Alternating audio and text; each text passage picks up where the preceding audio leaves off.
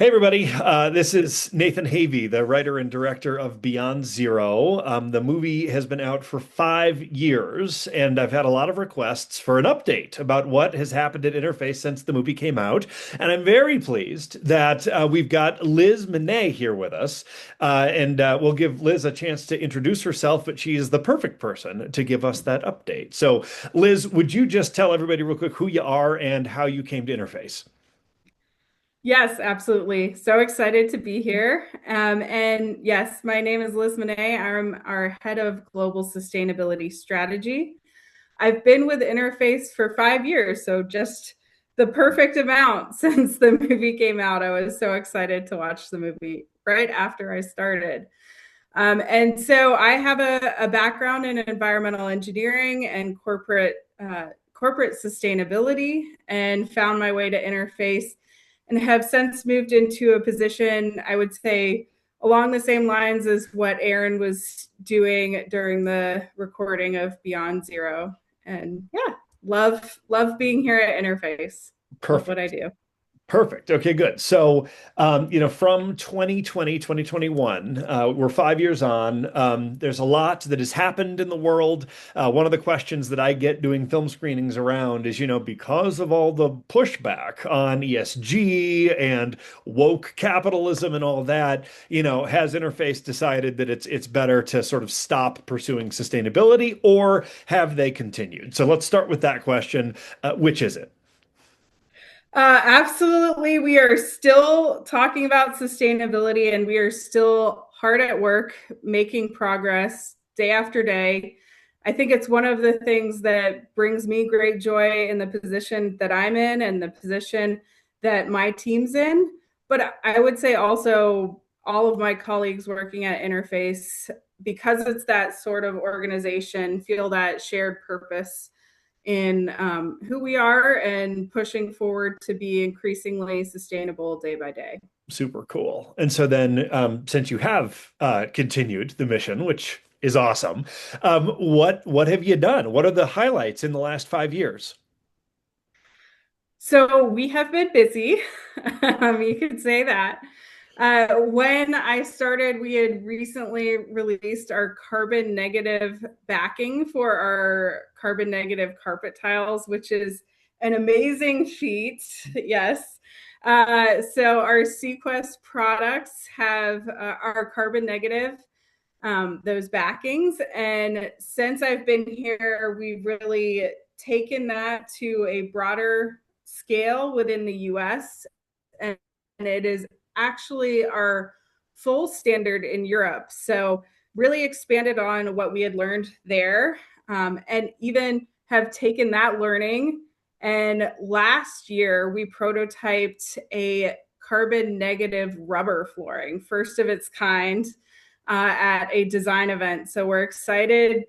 All the progress that has been made on our products has been huge for us.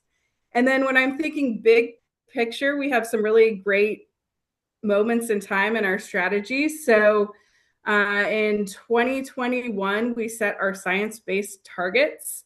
And those science based targets, if you watch the movie, we've done a ton of work on our emissions over time, and we've worked consistently with our suppliers on their emissions. We knew we couldn't just leave it there. We have to set the bar even higher. So we set a 50% target reduction on our scope one and our scope two. Those are our operational emissions. And that's from a 2019 baseline. So we aren't accounting for all of the great stuff we've done throughout. We got to get there by 2030. So 50% reduction there. And then a 50% reduction of our purchased goods and services. That's the biggest part of our scope three emissions. And for us, that means working with our suppliers to continue to help them reduce their emissions. And I will say, I'm excited to say that last year we were halfway between that 2019 and 2030 timeframe, and we were more than halfway on all of our targets for science-based targets. So super exciting there. And then another amazing strategic direction that we've decided to go, building on all of that success, we knew that we could really accelerate our carbon reductions if we focused internally and throughout our value chain, so our customers and our suppliers.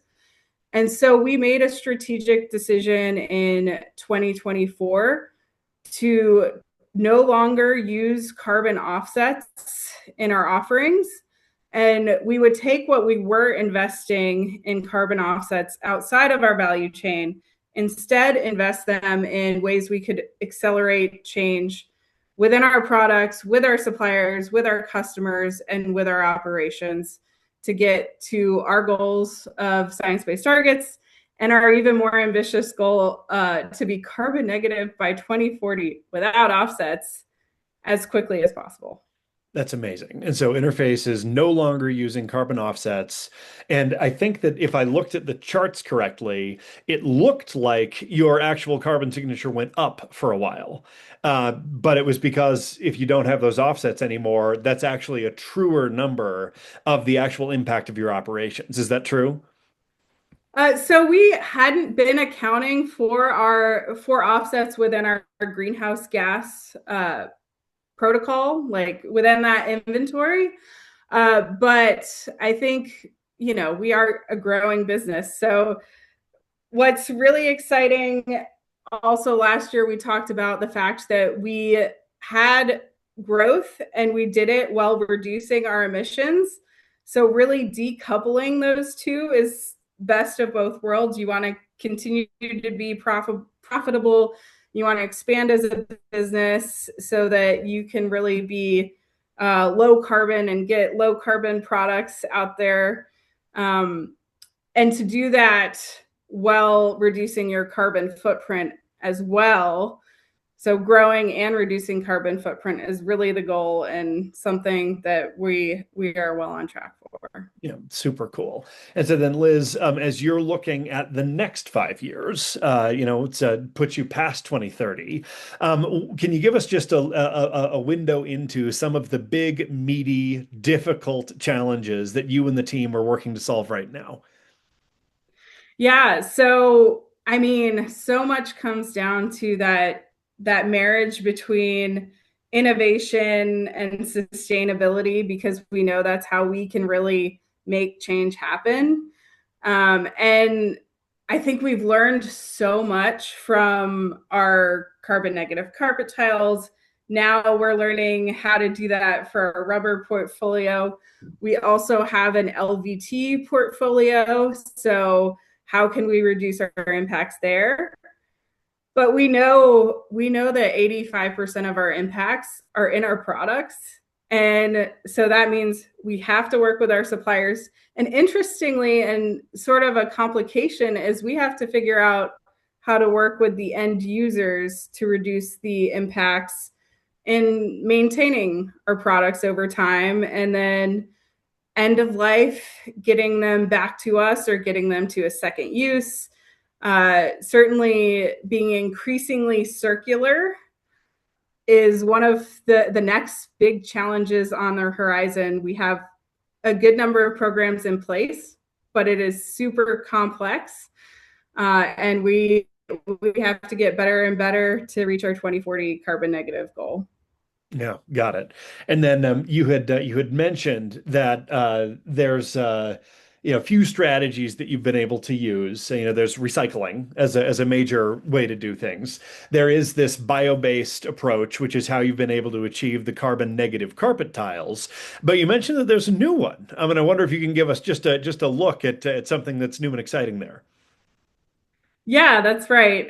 This is a great example of how we worked with our suppliers over time, just asking for, like, what can you do for us? How can we be collaborative in this process? And one of our suppliers came to us with a product that is actually, what they're doing is, in their process, there would be emissions that would just, go to the atmosphere, but they are capturing those emissions. And then with those emissions, that carbon in those emissions, creating a raw material that we were already using, and creating this material that we're calling a captured carbon material that we get to then put into our products and use and store on the ground over time. So that's one of the really cool, exciting things, and we're really excited because even though it's a relatively small part of the overall product, the overall missions, it's still investing in that sort of future technology that we see as critical to helping meet our 2040 goals and goals for others as well. Yeah, super cool.